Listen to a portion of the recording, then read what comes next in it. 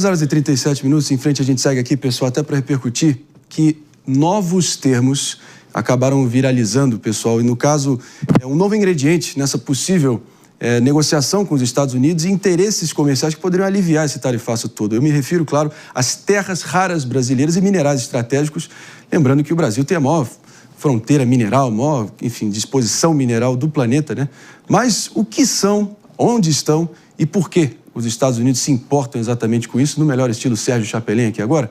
O Brasil tem a segunda maior reserva de terras raras do planeta e o presidente Lula já enviou um recado a Donald Trump, tentativa de recado por intermediários, propõe que na verdade foi fazendo a errata aqui em cima do lance, foi propriamente um pronunciamento, um discurso do Lula, onde ele mencionou isso publicamente. Vamos conferir.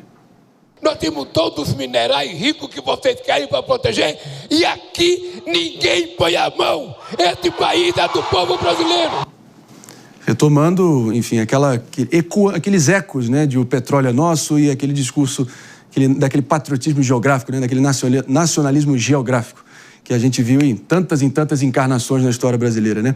Agora, a gente precisa entender, né, qual o interesse de fato do governo americano nos minerais críticos e estratégicos do Brasil, se isso pode mudar o jogo de alguma maneira. Foi exatamente uma peça de negociação decisiva no alinhamento Ucrânia e Estados Unidos, na condição que os Estados Unidos deram ao presidente Zelensky de seguir municiando o governo ucraniano com armas, né? Exatamente, foi um ponto crucial na negociação do conflito Ucrânia e Rússia. E também, assim, lembrando aqui, nós somos o segundo maior potencial de terras raras, ficamos atrás da China. Sim. A China é o primeiro. Terras raras, para quem não sabe, são componentes químicos que são responsáveis por baterias de celulares, baterias de carro. Então, para quem não sabe, a China também é o maior exportador de economia verde, justamente porque possui abundância nesse tipo de matéria-prima e nós aqui temos essa capacidade, mas não temos a capacidade ainda do extravio. A gente tem ainda uma indústria muito rudimentar nesse sentido. Inclusive, eu li algumas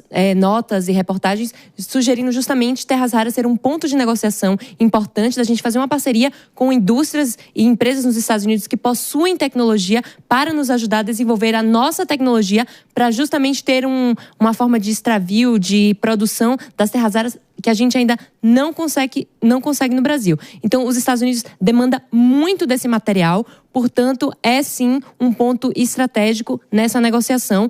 Pode ser usado tanto para o bem quanto para o mal. Uma segunda coisa que eu queria falar em relação ao discurso do Lula. Trump reviveu um governo que estava complicado na popularidade. Vimos recentemente as pesquisas mostrando um cenário muito diferente do que a gente estava vendo anteriormente. Uma popularidade do Lula, que a gente declarava estar morto, está subindo. Mas isso, gente, essas pesquisas retratam um instante. E a esquerda finalmente conseguiu encontrar aí uma narrativa nacionalista que havia perdido há muito tempo. A narrativa nacionalista ali, Guerra Fria, contra os Yankees, contra os Estados Unidos. Então, eu queria fazer só essa pincelada para fazer com que nossos telespectadores reflitam nisso nessa sexta-feira. Eu vou aqui, só antes da gente seguir adiante, tem uma entrevista importante aqui que a gente vai agregar muito na discussão, mas, Mano Ferreira, suas impressões até porque eu tenho, sinceramente, minhas dúvidas aqui realmente da relevância desse ponto de uma possível negociação sobre terras raras ou minerais raros com o governo americano, até porque não foi mencionado em nenhum momento por nenhuma autoridade americana diretamente, entendeu? Só apenas, enfim, suposições na imprensa, não estava na carta do Trump, nenhum representante ali de primeiro e segundo escalão do governo americano sequer citou isso. Em algum momento, talvez só o representante ali da embaixada, enfim, tem um representante ali sem, de fato, poder decisório que está tentando intermediar isso, até o representante aí dessa relação comercial Brasil-Estados Unidos, que o próprio governador Tarcísio tentou acionar na ausência de um corpo diplomático estabelecido dos Estados Unidos no Brasil, não tem embaixada, literalmente.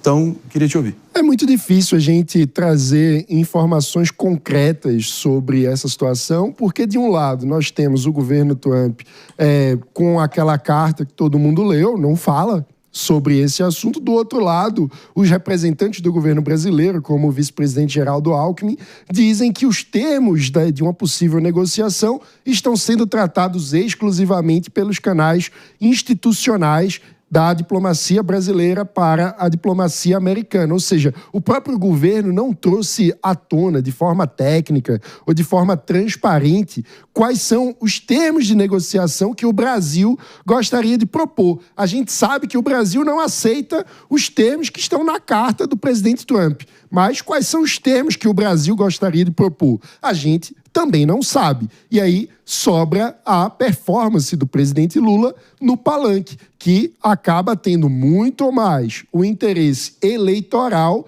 de tentar recuperar a sua popularidade, emulando, trazendo à tona toda essa tradição do nacionalismo de esquerda que remete desde Getúlio Vargas. Sim. Nós temos uma longuíssima tradição, do que efetivamente um interesse concreto em resolver esse impasse comercial que, repito, está chegando. Nós estamos num cronômetro regressivo. Vai chegar a tarifa e vai ser muito danosa para diversos setores da economia brasileira.